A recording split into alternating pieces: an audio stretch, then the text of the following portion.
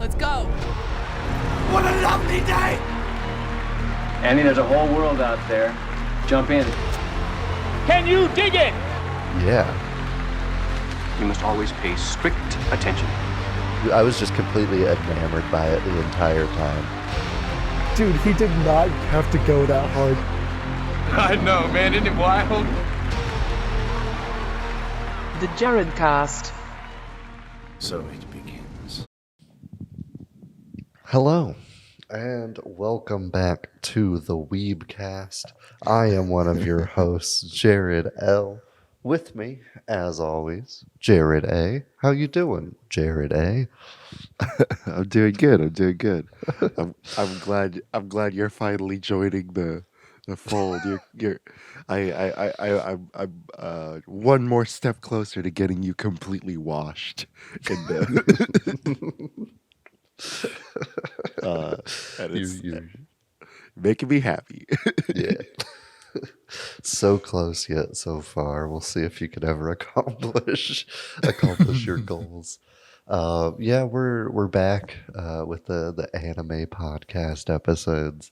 We're finishing out our run of Jujutsu Kaisen with Jujutsu Kaisen 0, the prequel movie that just released in theaters that I'm sure all 10 of you have seen. That makes up their entire box office, probably. I haven't looked.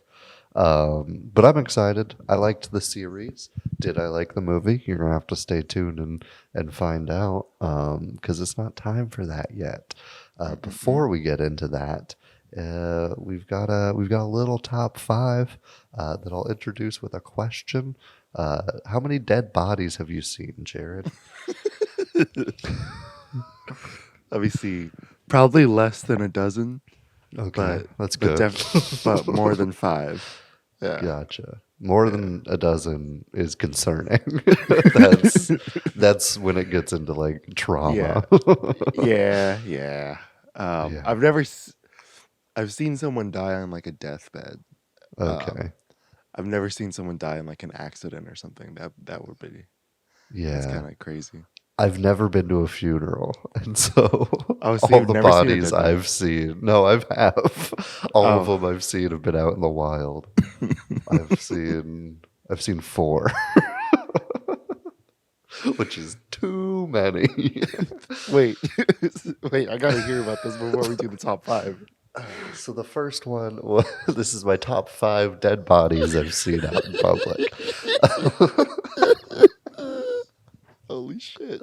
I didn't expect it to go this way. The first one, I was, I think, 10 in Canada. We drove by a church and there's a dead man on the steps, like a dead homeless guy. And he was like just starting to be attended to. And it was very sad. It kind of fucked me up as a kid. Damn. And then maybe 2 years later, I think we were in Mexico, and we drove by a car accident, and that was bad. And that was 2 of them. And then the last one was this year for work. I had showed up on a crime scene, and there was a body. Oh, wow. Yeah. Damn, dude. Anyway, lighthearted start to the episode. They're making you go full Nightcrawler. Yeah, for sure. I did move him to have a better shot.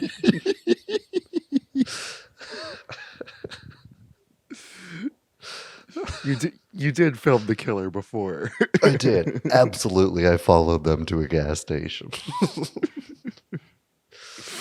Oh, man. That's great. Anyway, what's our top 5? Top 5. I'm sorry to bring that up. I didn't. Okay. Top 5 zombies. I guess to pick things up a little bit, pick the mood up a bit. We'll talk about the undead instead. Hey. Yeah, I just wanted to figure out, because there are a lot of different types of zombies. The word itself has changed since the '60s because of the wonderful George Romero. um and yeah, like it's kind of opened it, like his work kind of opened the door for so many different artists to explore the zombie as a monster and explore the idea of an undead person eating flesh. um Mm-hmm. and yeah, I actually really so I'm trying to think of the top five is top five zombies, but like individual zombies. And so Mm-hmm. which individual zombies stood out the most in their various forms in their various movies. And so I tried to figure out a wide variety, which is why this list took me until like 2 minutes ago to figure Mm-hmm. out. But yeah, should I start or you want to start? You can keep the ball rolling. All right, all right. My number five is from a film that is so full of zombies from the opening credits to the very last scene, and it's Zombieland, and I love the clown zombie. It's a very climactic moment in the film, Mm-hmm. because the hero Columbus is afraid of clowns, and so he has to like rise to the occasion and nut up and shut up and become a man and face his fears in the form of a zombie. Mm-hmm. And the zombie kill is very satisfying. It's just a really great scene overall, and I love the makeup on the clown zombie. It's fantastic. Yeah. I think that's got to be my favorite zombie in that movie as well. One of my favorite zombie movies. So Yeah. he's gonna be high up on my list. But he doesn't appear on my list. Ooh. So far so good. Um, for mine, we're going back to 1985. George Romero, Day of the Dead. Bub. Um, I I love Bub, dude, because Bub Yeah. is such a unique zombie. He tries to shoot a gun at somebody. He's conscious. He's listening to music in headphones and shit. And it was, as far as I know, like the first like conscious zombie kind of, which opened the floodgates for like stuff like Warm Bodies and even like Shaun of the Dead to an extent where they're like still kind of aware. And it's great, man. It's such a good scene. And I love Bub. Bub's a legend. Yeah, man. Maybe the most adorable zombie on between both of us. Yeah. That's interesting that you say that. So, do you count the Evil Dead undead as zombies? Mm. I don't know. It's been controversial. I think so because now like the term of zombies has been changed so much. So I think like retroactively they count, but I think time of release they probably wouldn't have fit the definition if that makes sense. Yeah, that Like makes the perfect sense. definition is changed to allow them, I think. Yeah, Yeah. yeah, yeah. Cool. My number four. Uh, I don't want to give away this character's name because it's kind of a spoiler. But at one point, the main character in Juan of the Dead, his name is Juan. Um, So it's you a so you did um, well, yeah, he it's a Cuban zombie movie. It's actually like really funny and really like interesting too. Like it's like an ode to the resilience of the Cuban people. And I was like, oh, cool, this is actually really awesome. And then, but there's this really funny scene where Juan is trapped with a gay zombie, and and like they. And like while they're fighting, like the fighting is choreographed to look like a dance, and so they start playing like romantic dance music while he's fighting this gay zombie. So the That's gay awesome. dancing, yeah, the gay dancing zombie is my number four. That's awesome. Yeah, I need to see that. It sounds interesting. yeah. I'm here for it. My number four is probably the most famous zombie ever If there was one single most famous zombie, it might be this. And it's also a very controversial pick, and we'll probably get canceled because of it. Anyway, number 4 is Michael Jackson in Thriller. That's a good choice. Yeah, bad person, shitty, terrible things that he probably did. But man, does he make a good zombie? Yeah, like it's just so legendary. One of the greatest music videos of all time. Had to branch out a little bit from movies, and this was immediately the one that jumped to mind. So yeah, Thriller, Michael Jackson. Not much to say. There's not a lot of character development or anything, but Yeah, man. Yeah, I love it. I love it. My number 3 is leans way out there in terms of zombie lore. Did you ever see the film Warm Bodies? yeah, Yeah. Hell yeah. So R is my number 3. I love R. This movie pleasantly surprised me. There is some really, really, really unforgivably bad CGI. yeah. But other than that, like it's a really, really awesome rom-com about a zombie who falls in love with a human girl. And it shouldn't have been. It should be terrible. Yeah. But he's so sweet. So basically the movie's driven by his inner monologue as he slowly starts to become self-aware and stuff like that.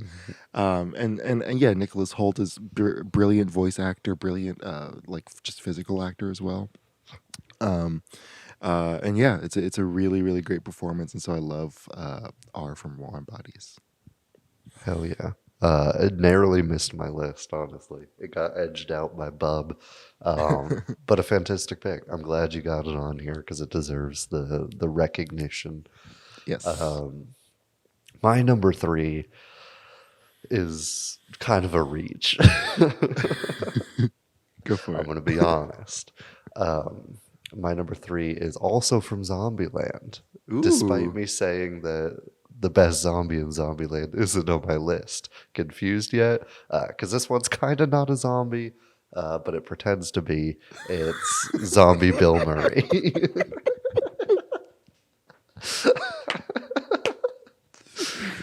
I think if you're pretending to be a zombie in a zombie movie, I can include you. That works. That works. Yeah, And he's also good kind of, too. Yeah, he's fantastic. It's one of the best cameos of all time. Bill Murray fucking steals the show, and it's immediately one of the first scenes you like think about when you think about Zombieland, if not the first scene. It's absolutely fantastic. I love it. I love Bill Murray. Yeah, so I included this to be a little shithead. That's awesome. I love it. Yeah, one of the greatest sequences ever in a comedy. It's like, do you have any regrets? I don't know. Garfield, maybe. Oh man, So good. my number 2 was actually really scary when I first watched it, and it still kind of is, because it's The Walking Dead is full of so many different zombies, so many practical and CGI zombies, but the one that sticks out to my mind is the swollen zombie from the well that almost kills Glenn. It's insanely good and really, really scary looking, really disturbing. I like the idea of like swollen bodies in water has always like really been disturbing to me, even still to this day. And like, I don't know, like seeing it as a zombie it's just weird. It was on another level. I was like, oh my God, Yeah. holy shit. Yeah, that's very fair. My number 2 is also The Walking Dead, ironically enough. A show that I didn't like as a whole, but I enjoyed the first season. Second season, it started falling off, and then I gave up. And so maybe I didn't give it the old college try, but Right. this zombie appears very early, episode 1, I believe. It's the first zombie that Rick What the fuck is the main character's name? Why can't I Rick, remember? yeah. Rick, yeah, okay. I think it's the first zombie he sees, and it's been known as Bicycle Girl. It is a heartbreaking scene. It's just a zombie without legs crawling through a field as another character kind of defends their turf. But like just the heartfelt nature of it all. It's so personable. Before he kills the zombie, he says, "I'm sorry this happened to you." And the zombie like reaches out a hand to stop the bullet from like killing it. Like it's very like it's scary, it's tender, and it stuck with me, man. It's like the only scene that was memorable from the short stint of Walking Dead I watched. And I love it, man. So it's my number 2. Yeah, honestly, like filmmaking wise, season 1's probably the best because it just had Frank Darabont going ham and like it's awesome. Hell yeah. That's a great pick. My Thank you, sir. number 1 is a major spoiler for a video game called The Last of Us Part 2. So if you don't want to hear this, please skip to this time code. It's gonna be in the description. It's gonna be on the screen. It'll be wherever. Audio people, just take a guess. Skip a couple minutes in. It'll be in the description. Or just hit the skip 15 like 4 times. But yeah, it's the Rat King from The Last of Us Part 2. Very aptly named. Do you care? I don't care. No, not really. Yeah. I haven't played the first one, so by the time I get to it, it's gonna be it's gonna already like forget about it. So you play as this other character in The Last of Us Part 2, and this other character has to dig their way out of a hospital that's been abandoned. It's in the middle of Seattle, and so this was ground zero for the Seattle breakout. And for those who don't know, The Last of Us, zombie concept is weird. It's like an advanced form of cordyceps, which is a fungus that attacks the brain and turns you into a cannibalistic thing. But the very first patient, the very first few patients, all got locked in a very, very secure room where the doctors wouldn't kill them. They would just kind of keep doing experiments on them. And eventually, over decades and decades and decades, this mass of bodies just combined into one giant mass of flesh and fungus, and you have to fight it. That's insane. And it's like I was playing this shit at like, I kid you not, 3 a.m. and I couldn't go to bed. It was so scary, and it was so scary. Like I couldn't, I like could barely play the game. I thought about like turning down the difficulty. I'm like, no, I can't do it. I can't turn down the difficulty.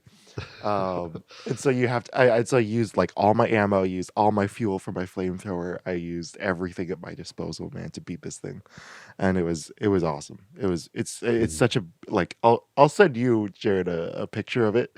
Yeah, please do. It's insane. It's insane. Damn. Yeah. I've heard nothing but great things about those games. I should try them out. I should, but I haven't yet. So I got to take your word for it. But it sounds insane. Yeah. My number 1 is also a spoiler, but kind of a lighter one. So if you don't want spoilers for Shaun of the Dead, skip to this time code. Blah blah blah. It's Ed. It's Zombie Ed at the end. Hell yeah. The most wholesome zombie ending you could have. I love the idea of like a domesticated homie as a zombie. It's fantastic, and it's the best movie that could have pulled it off. But it's also real endearing. Like Sean gets his life together, and the way they go about their friendship is just like best case scenario considering the circumstances. And so it's just wholesome to see. Ed gets to live out the life he would have wanted. Sean gets to balance video games with friends and his normal life. And it's actually great character development. It's fantastic. I love Yeah. it. And at the end of the day, it's a fucking zombie playing video games. And so it's ridiculous and hilarious. And so I had to put Ed as my number one. Brilliant list. Brilliant list. You too. Surprise, no crossover. When you said Walking Dead, I was worried you were going to steal my number two, but No, I forgot about that one. I was just so scared by the well zombie. that's fair. Yeah. Yeah. Alrighty. All right. Shall we get into Jujutsu Kaisen Zero? We shan't. Because before we do, we've got to get into Jared reads poorly written reviews of movies that we're watching because it's funny and it makes him laugh and stuff. I almost gave up. Because I looked at IMDb, I read every review, none of them were funny. And I was like, well, fuck, it's a new movie. Probably not that many people have jumped on to review it immediately. I just won't have one this episode. It's fine. But then I stumbled upon Google reviews that they were way better. So I got two. I only got one movie today, so I'll treat you with two reviews. Hey. And yeah, it's delightful. First one comes from Eric. He had his last name. I think that's a bit much. But he gave it 1 out of 5 and said, the rating of this movie is corrupted by thousands of weebs. These weebs just like any anime. The rating is not accurate at all. It should be like a 5 out of 10. This movie is cringy, first off, just like all other anime. They talk so much to themselves, which is wasting movie time. Without them talking to themselves, there would be much more space to add some better scenes. The lines are not creative. It is boring and cliche. First off, loved that he's like, all anime lovers love every anime, and then he's like, fuck every anime.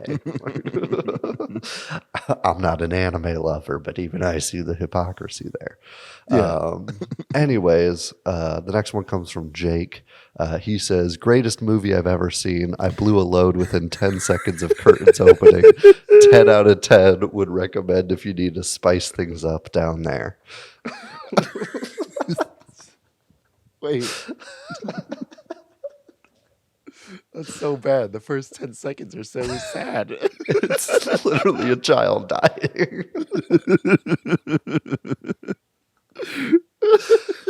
They were literally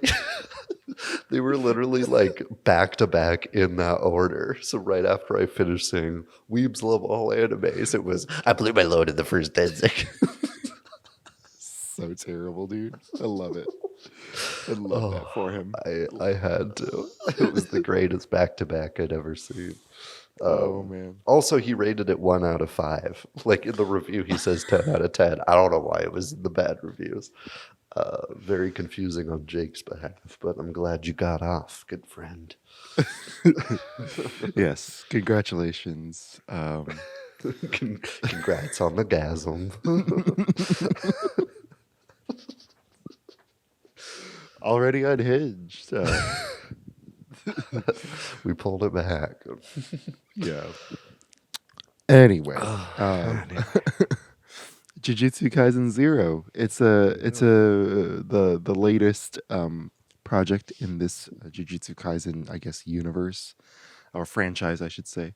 And yeah, throughout season 1, multiple characters who are very powerful, very strong, have alluded to the mysterious Jujutsu sorcerer Okotsu Yuta, who is strong enough to go toe to toe with Gojo. And this movie kind of gets into why. And this movie this movie is an origin story of Okotsu Yuta and follows him as a protagonist. Actually, we've gone a full year before Itadori Yuji's arrival into the school, and yeah, it's a full ass prequel about the. They also alluded briefly to the Night of a Thousand Curses. Where Toto first found his success, and yeah, man, I actually read Jujutsu Kaisen 0 like out of order as everything else. I didn't know that it existed, and then Mm. so I met Okutsu Yuta in the main story, and I was like, "Who the Oh, hell is this guy?" And then so I had to go back and read 0, and then like figure it out. Okay, I was like, "Okay, cool, that's okay. interesting." Yeah, and it's like way in the future. I was so confused. Hmm. But I was like pretty interested in 0 reading it, and not super interested. The movie definitely like helped sell me on the idea as a whole, and but I still think the movie is just like pretty good. Um, I do like it a lot. I think there's fantastic animation. I think the relationship between Rika and Yuta like tugged at my heart every time they Mm. got into it. I love that we got to spend time with Maki and Panda and Inumaki as freshmen, and kind of see this character that they care about so deeply, but only barely talked about as second years. And um, I love the way Gojo is presented here. You can see like a little more anger from him Mm. at the system, because he knows the potential of Yuta and doesn't want to doesn't want the system to change him and stuff. I think I like Geto and the way he's portrayed here.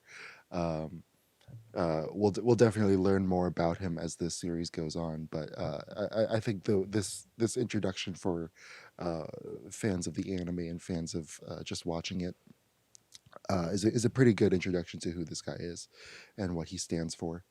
Um, I was a little. I think my main issue is like I kind of wish it was like 5 or 10 minutes longer, so that we can see Yuta like actually training.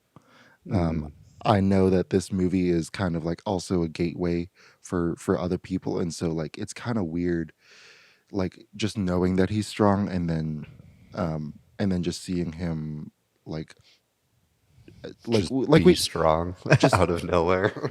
well, it's not that he's strong out of nowhere because we know how much power is inside of him, Hmm. but I want to see him like actually like work hard to learn how to use the sword and work out and learn how to like use and learn how to imbue his fist with curse energy and stuff like that.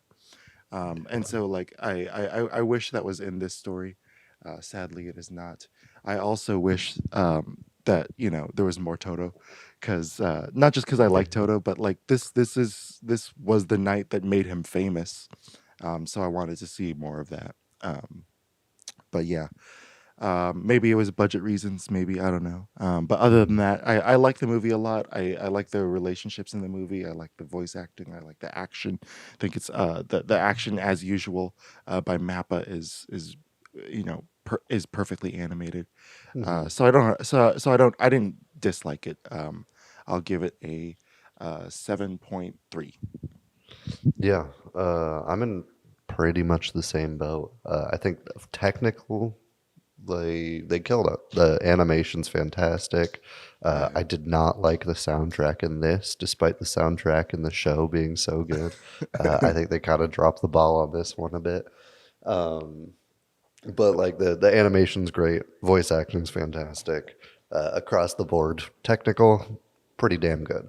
But I agree. I think it needed to be a lot longer. I felt like I was missing a whole lot. It felt like a first and a third act, and then we never really got the second act in a way. Yeah. Um, I like the story of Yuta. I like his storyline is very heartfelt. I even think I like his origin better than Itadori, and his motivations are fantastic. The pairing with him and Rika are unsettling, but amazing. And I Yeah. thought he was super interesting.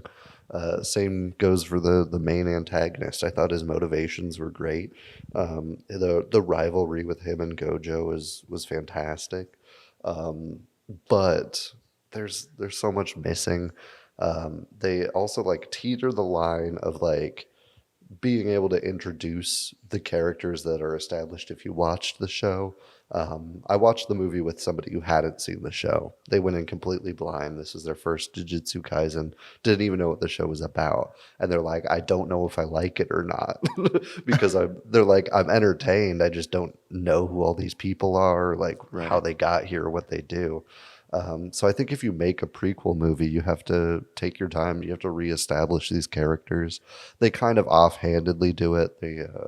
They give them each like an introduction. They kind of explain what cursed speech is and stuff like that. But they kind of leave new fans out to dry a bit, which I wasn't a huge fan of. I did miss the training. There was no real come up. It's kind of just, hey, here you are, welcome to the school. Anyway, let's go fight the biggest enemy that this fucking country has ever seen. And it jumped a little quickly for me. The pacing was a little all over the place. They started out good. His first little mission, where they go and find the surprise level 1, was great. I thought it was a great introduction. How unsure, but he was capable. But then they never kept down that path. They kind of just jumped little too far, but then it was just too late. And so the pacing was a little over the place. The story that Yuta goes through kind of loses its weight about 30 minutes into the film because they kind of deviate from him. They kind of put the focus on the characters we know and love from season 1, especially Maki and Gojo, which I'm fine with. I love those characters, but I feel like they're not the heart of this story. We have their journey. We're gonna see their journey, and so I think even focusing a little more on Yuta would have been ideal. So overall, I enjoyed it. If it was my first introduction to this franchise, series, whatever you want to call it, I wouldn't have liked it as much, I don't think. But overall, it was an entertaining movie. I didn't leave the theater disappointed, but I left a little underwhelmed. And so I'll give it a 6. I'll be a little harsh on these boys. No, I think that's totally fair. There has been, it's just occurring to me now, there has been like some controversy about like labor at Mappa Animation Studios, because they've been given so much. So on top of doing Jujutsu Kaisen, they just finished the final season of Attack on Titan, and that one had like some, had some like not controversy but criticism because there's a lot of CGI in it, and a lot of people speculate that the reason why there's so much CGI in it is because they just don't have time to draw them. And then on top of that, they're doing season 1 of Chainsaw Man, which is supposed to come out this year, and then they've already greenlit season 2 of Jujutsu Kaisen, which will come out winter 2023. So these guys are just that's some Blizzard type energy right there. Yeah, it's a lot of work that these guys are doing for us, and so that may be why they've cut so much from the story, or or why the story feels so rushed. You know, they're bringing I don't remember how long Zero is, like 2 or 3 volumes or something, but they're clocking in at like less than an hour 50, and maybe that's because it was cut from the ground floor, or cut from the script entirely because they didn't have the budget. I don't know, but either way, the result is what it is. You I guess we could talk about the heart of the movie first. You know, this is your first time meeting Okutsu and Rika. I know you mentioned you liked them. What are your thoughts about those characters and their relationship? Yeah, I thought it was super interesting. I will start out. I dropped one of the most fucked up puns I've ever done in a movie theater. And so I feel like I gotta share that. Once Rika, you know, gets a little bit hit by a car, I leaned over to my friend and I said, "Talk about a childhood crush." Stupid. And I'm proud of that. But oh my god. but I do love their dynamic. I think you, especially toward the end of Jujutsu Kaisen, you kind of are interested in like the curses kind of just being like tortured humans in a way. Like Yeah. a lot of them are like pleading for help and like want to fucking die. And so you know that they're like kind of aware, kind of like Bub. And so they're kind of like aware of what's happening. And I think having a curse that's in love with a human and nonetheless the human that cursed it to be how it is super interesting. And it's a dynamic we hadn't seen on the show, but like it's plausible enough that like it's not a far stretch to say that this is how it, like this is just something that could happen in this world. And so it toes that line of creativity super well. The characters are incredibly compelling. Yuta's motivations of trying not to hurt anyone because he feels responsible for so much is cool. I think it's a little too similar to Itadori's motivations, where he kind of wants to do good because he's never done good. It felt a little like kind of an old hat, but the dynamic between him and Rika was incredible. Anytime they're fighting together, it's striking. The aggressive fucking love that Rika has for Yuta is endearing but kind of scary. And it's just a great dynamic. And like having to juggle kind of being engaged with a demon is a great dynamic that I think they could have explored a little more. Like, is Yuta still in love? Is there like, what happens when they're mad at each other? What if they fight? Like, it's, I don't know. There's so much that they could have done with it during his time at the school. But we really only see her when it's time to get down or like hear her thoughts or anything.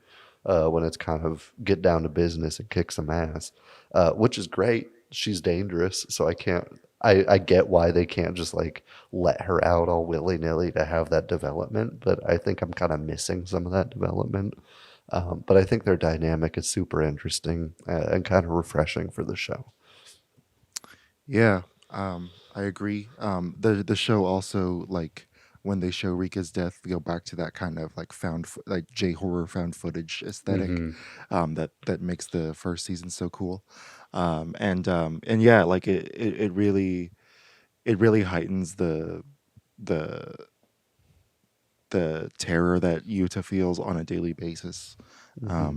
You do see a little bit of it of what happens when they are in conflict, like because when they're taking the dead bodies out, or not the dead bodies, when they're taking the unconscious bodies of his classmates and healing them, and she takes Maki and he's like, "Hey, put her down," and she's like, "Please don't hate me, please don't hate me."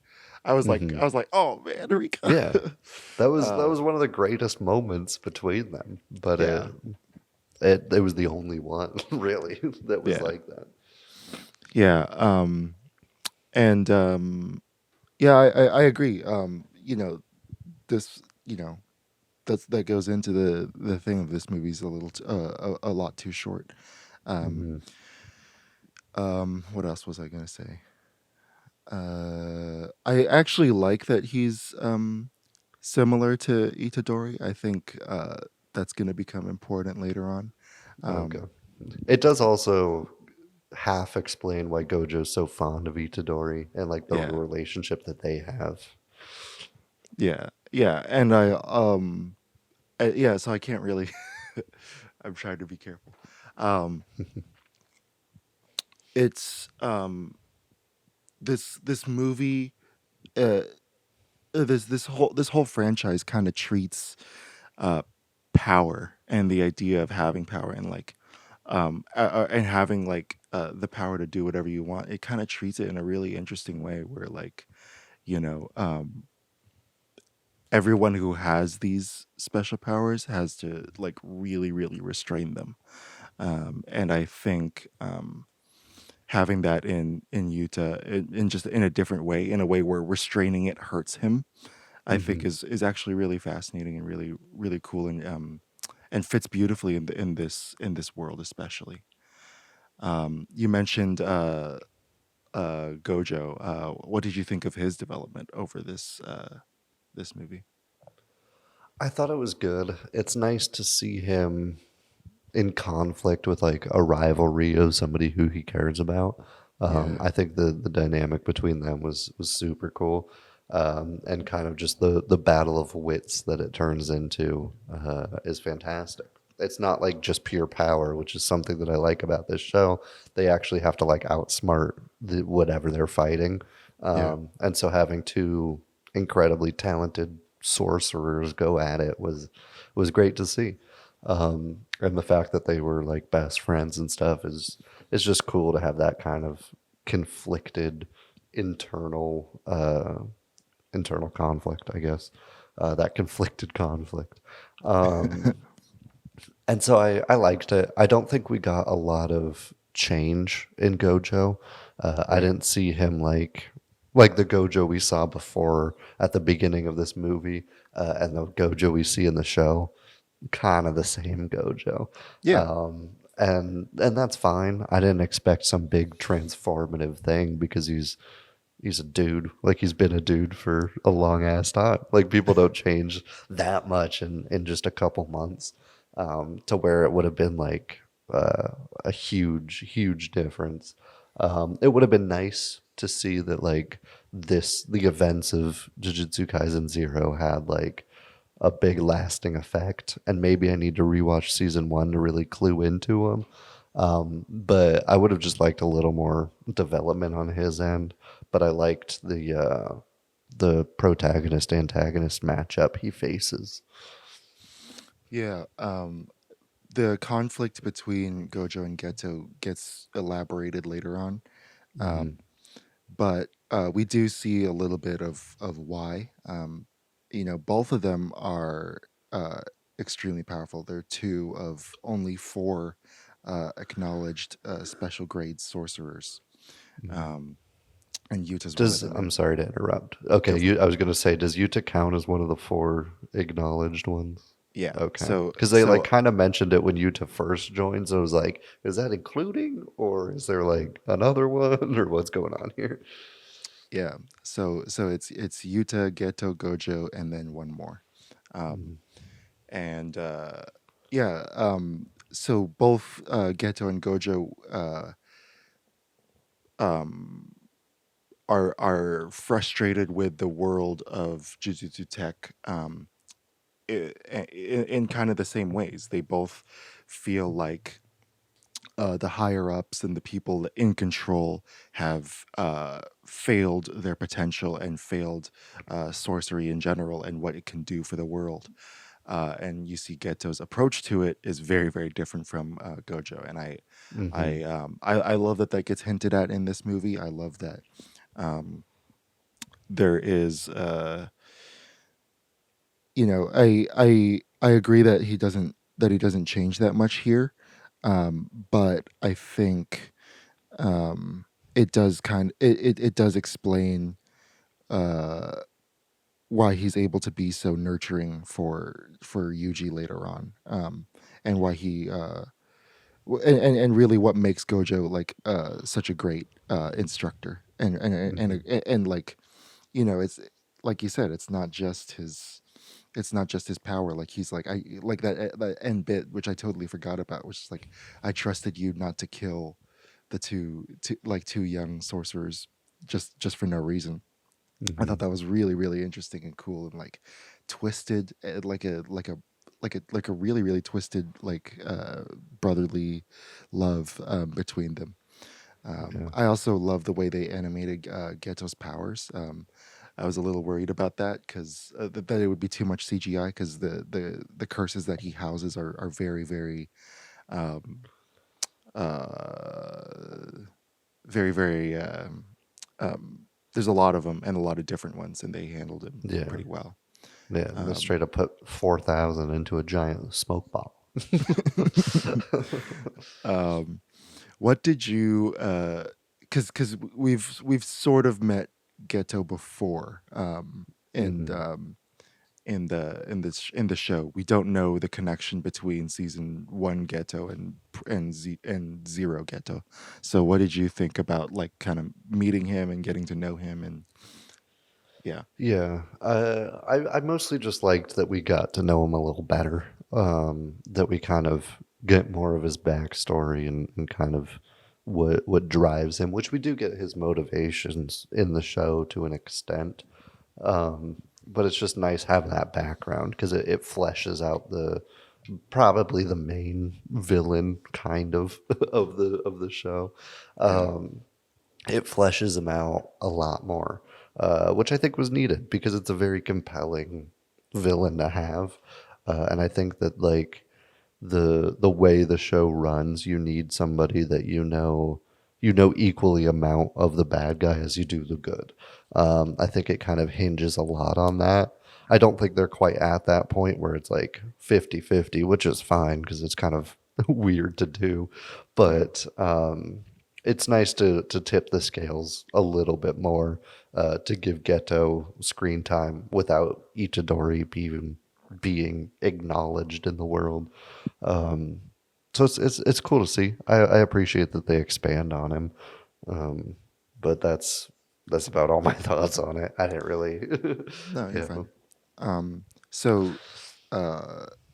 at the end, we assume that Gojo kills Ghetto, and so what are your theories as to why he's back for season 1? Yeah, I have two. I think either Gojo said, "Nah, this is my best friend. He can change," and let him go, or we don't know who the fourth one is, and we hear like the fourth special grade sorcerer is, which I could be Itadori for all I know, even though it can't be because they mentioned before Itadori's in their consciousness. Yeah. But I think it could be. We hear a lot about corpse manipulation, and so maybe he brings Ghetto back to life, and that's the fourth sorcerer's whole shtick. It might be a bit of a reach. Those were the two options I saw that could be most feasible that jumped out at me. But I genuinely have no idea. Like if both of those are wrong, I'm kind of expecting that. Yeah, man. It definitely gets weird for sure. I wonder how they're gonna pull it off in animation. But yeah, another thing that was like kind of cool, but also kind of like, all right, I want more. Were the cameos. So we got a whole bunch. We got a little bit of Nanami, a little bit of Toto.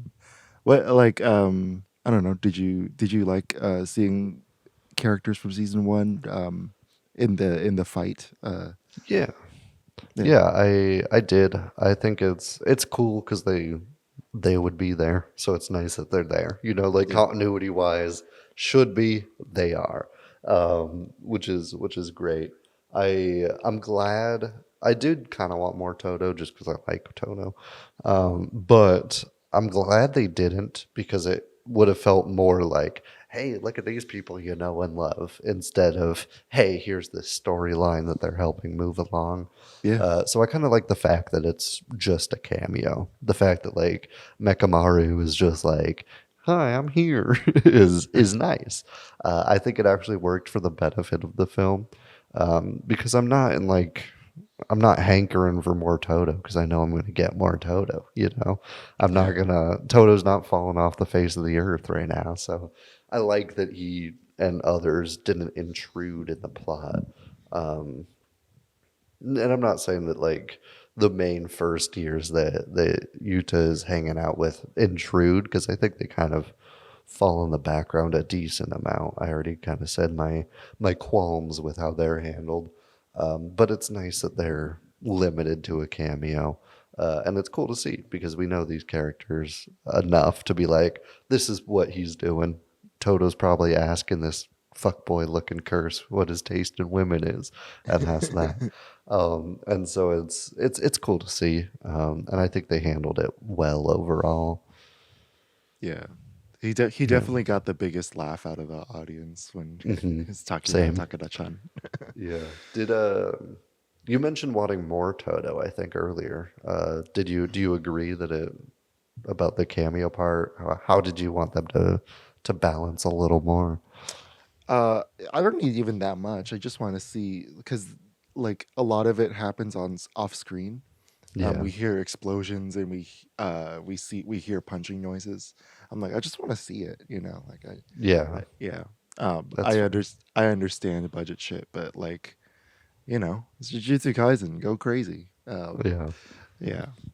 Yeah. What was it weird having read all the manga and then watching this show? Do you think that that helped your viewing experience, like knowing how it connects to like season 2 or 3 or whatever we're gonna get or later in the manga? How do you think that the forethought changed your viewing experience?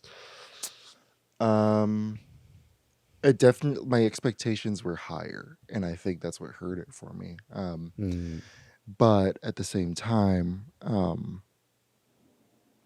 like it, the as most of you know, like like manga is all black and white, and color is like is very very important symbol in a lot of these characters, right? Like we only realize the that Akotsu is connected to the greatest sorcerer of all time uh, because of the purple in his cursed energy.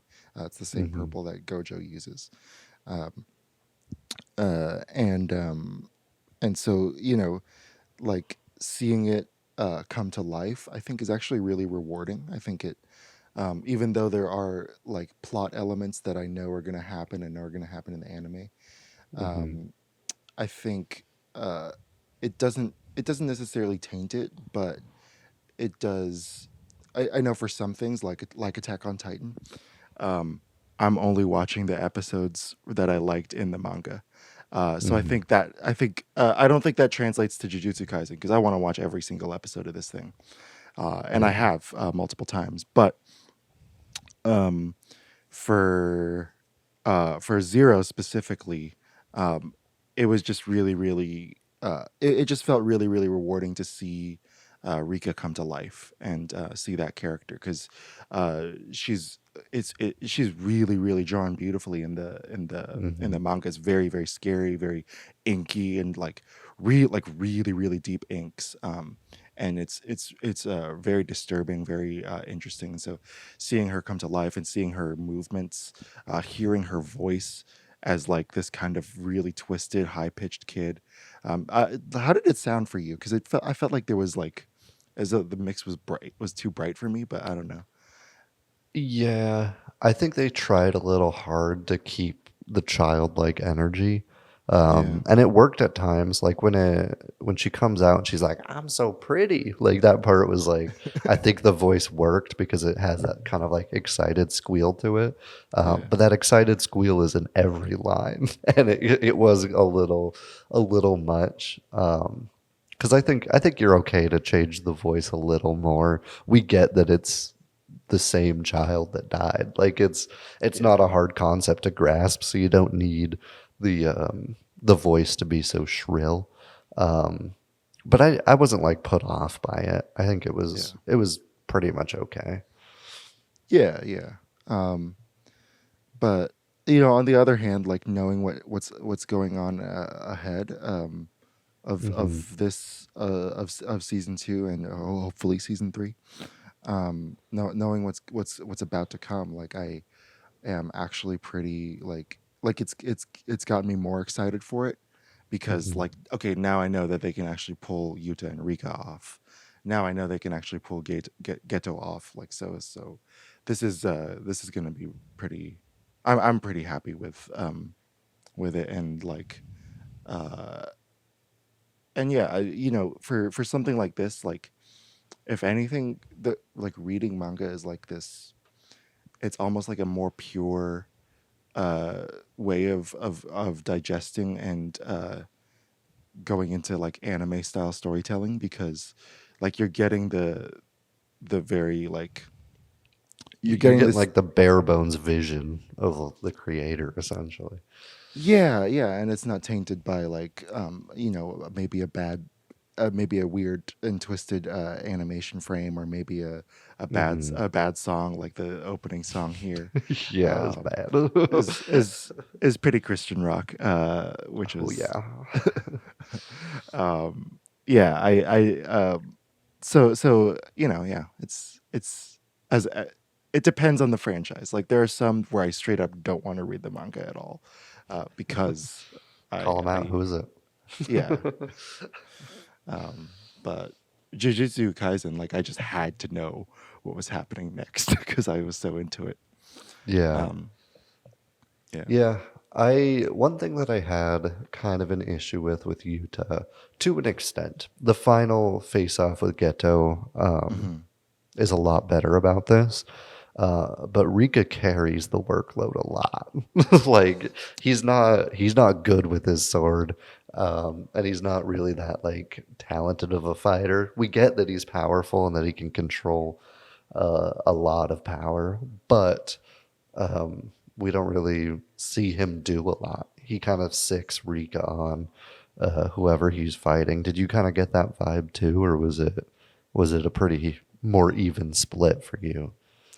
I think it's appropriate for this part of the story, Hmm. because this is still a young version, a younger version of Yuta is a less he's a relative baby, and so I don't think he just depends on Rika. I think he depends on everybody. But I think that's a great part of his development and his writing is like taking the things that he learns from Gojo, from Maki, from Inumaki, from Panda, Yeah. and eventually bringing that into the fight with Geto. I think that's I think that's good, and I don't mind that he leans on Rika. I think that also plays into his like guilt complex. Like he feels bad about asking her for help every time, but he Yeah. has to. And I think that it's sad every time, but it's also like, you know, oh my god, I'm gonna see Rika again. Like I'm excited. Like yeah, Yeah. Yeah, I think if we had seen some of the training, it would have been nice to see like the payoff would have been better because he is a lot stronger in that final fight with Geto. yeah, But we don't see like what he's learned. Like as far as we right, really know, it's just some kid who got a sword from some dude with cool hair and a blindfold, and then he's just like trying his best, yeah, and his best happens to be good. And so I think just if we had seen the build up and then the payoff, it would have been a little smoother for me. yeah, yeah. The movie does hint at a possible attraction between Maki and Yuta. What did you feel? Hmm. How did, what are your thoughts on those? Yeah, I like it. I think the introduction is a bit much with I think it's Panda who's like, "You have a chance. Your tits are the right size." Um I think that was a bit much because it's off base for Panda. I don't remember him sexualizing anyone. If it was Toto, I'd be like, "Yeah, that makes sense." Um or if it was like and we never see Maki sexualized pretty much the whole show. And so it was kind of sudden out of nowhere. And I think without that scene where he like kind of breaks it and it was like, hey, sexual tension, I think the slow development is a lot better because you do Yeah, see them care for each other, them like slowly get to know each other, slowly kind of be romantically connected in a way. And the payoff with Rika being jealous is super cool. But I just didn't need that first introduction to it because it's just too on the nose. It's like, hey, audience, look at this. Pay attention to this. This might happen. yeah, And I think it was a little too much. But I do like the dynamic. I think it's a relationship I'd like to see moving forward in the show. But yeah. that one scene just kind of was whatever. I feel it. I feel it. Yeah, I agree. And I just love that they're like, I don't know. two lonely emo kids finding each Yeah. other in school. Like I just thought that was nice. Very wholesome. Yes. Cool. I know you talked a little bit about Panda and Inumaki, but did you have any notes about their interactions with Yuta and their relationships with him? Yeah, I was a known hater, not a hater, but disliker of Inumaki, and I think he was redeemed a bit in here. I think Yeah. we learned a lot more about him, which was nice. We got a little more meat to his character. I still love him speaking in only rice ball ingredients. Didn't get old. I still like it. Yeah. Very off-putting for my friend. I think he was very confused for the first half of the movie till they explained that, because like cursed speech is such a niche like power that you Right. kind of have to explain it right away, and they didn't, and so I think he was a little lost in that. But I like it. I think it improved my feelings toward the character. Panda, I don't think they really explain at all. They mention corpse manipulation and that's it. He turns into his gorilla form and they don't talk about that at all. And so I do think that like new viewers would be lost at those parts. Yeah. But I think I get all that like Panda's character could give. We get great backstory in the sister school exchange fight or whatever. And so I didn't need like his whole backstory again. And so it was just kind of nice to see him be Panda because I like Panda. Yeah. But there's not a lot of meat on him this movie. I think Yeah. he's just kind of he's the most just there of the group. Yeah. It's most of the substance was just Yuta's reaction to why is there a panda and why aren't you explaining? Yeah. And I think that's the audience reaction as well. Yeah. Yeah. I agree. I do agree.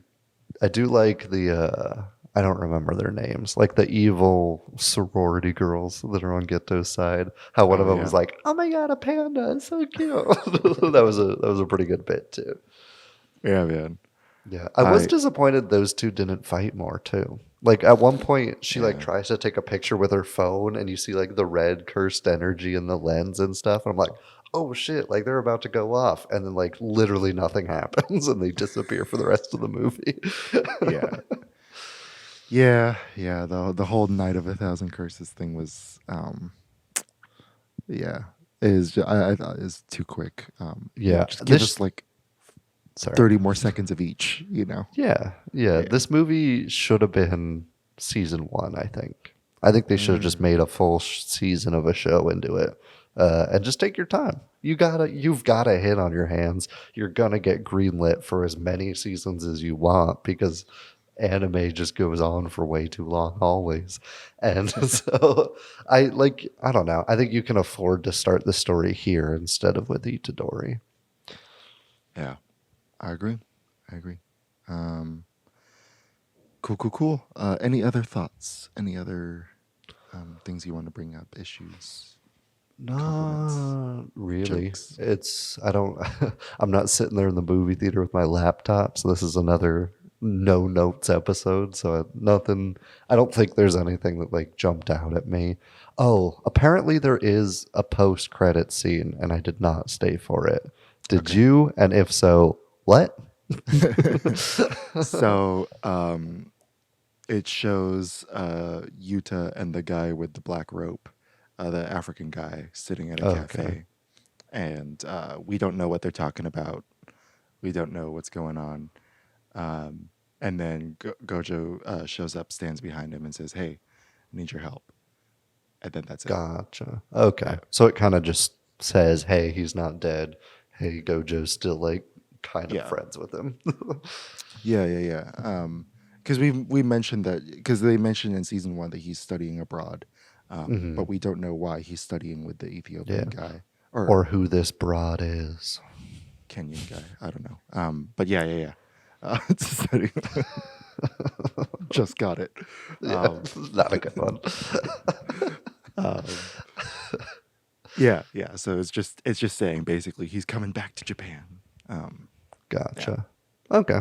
Oh, I mean, when I was looking for a review, I saw somebody say there was a post-credit scene. I was like, damn, I might have missed something.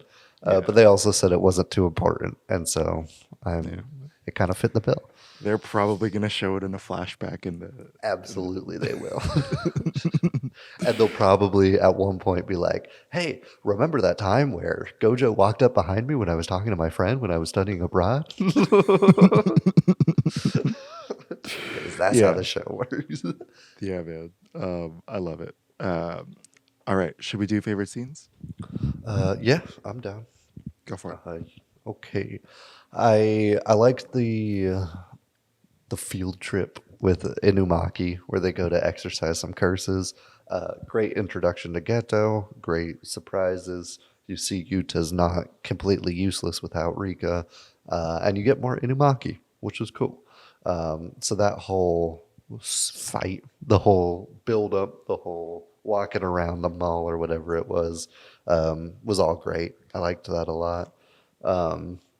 The Night of a Thousand Curses in general was a lot of good action, but there's not a lot of like it's kind of just action for a lot of it.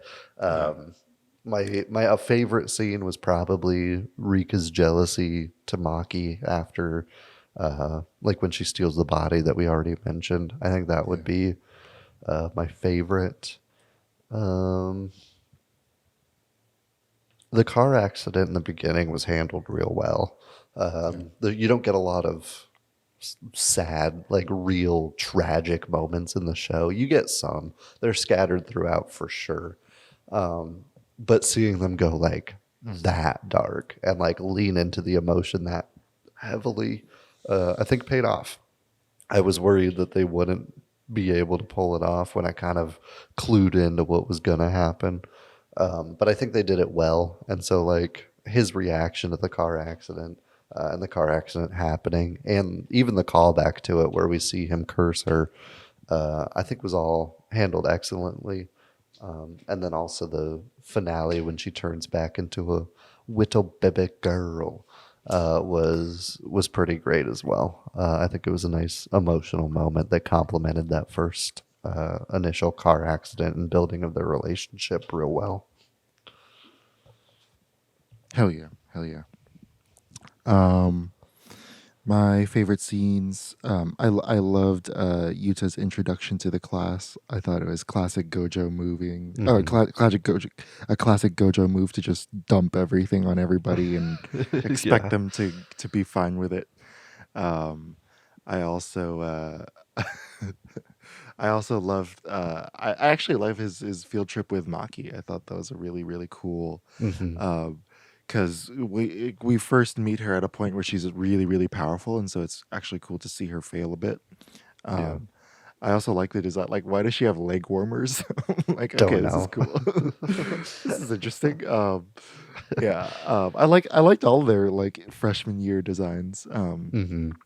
But I appreciate that there's they hint at like the difference in her powers versus everyone else, and I also like I love the final battle between Yuta and Geto. I think it's really really just badass, and like they pulled off the slow motion finale punch really really well. They do a good job of like showing like just how powerful Yuta is. Even even if he has Rika's help, like it's still insane. I love seeing actually Gojo during the Night of a Thousand Curses, like because he's just like a fucking gunslinger and during the battle and just like taking out monsters, just not even like no look, like blasting them away. I thought that was just dope, and seeing the glass shatter off the building is all really really tight. I also like I agree with the Yuta saying goodbye to Rika. That was I cried. I thought it was great. you it was just really fulfilling, and really and just such a nice and wholesome way to wrap up a really really scary and tragic story. But yeah, I guess that's all we got for you. Cool. Overall, it was decent. Yeah, it was fun. You can go check out Jujutsu Kaisen 0 if you haven't already in theaters. And it'll probably arrive on Crunchyroll or and HBO Max before fall, hopefully. Yeah, I would be surprised if it wasn't already on Crunchyroll, honestly, because their branding was all over that shit. Yeah, I don't know. But yeah, feel free to check that out. Also, go watch our episode on season 1 of Jujutsu Kaisen, where we do a similar in-depth look at it. But yeah, anything else you got to say to the people, Jared? Nope. I already used my salmon bit last time, so I'm not gonna rehash that. Salmon. I feel like salmon is like agreement, and yeah, that's all I know though. No, Bonito Flakes is negative for sure. Okay, because he would say that in bad times. Kelp, haven't quite clued in on yet. No. He does also say words that aren't rice ball ingredients at one point in this movie, which was cool. I think he said run or something. But, okay. Yeah. Yeah, I noticed that when he says Bonito Flakes, he makes an X with his arms, which is very adorable. All right, folks. We love you. Goodbye.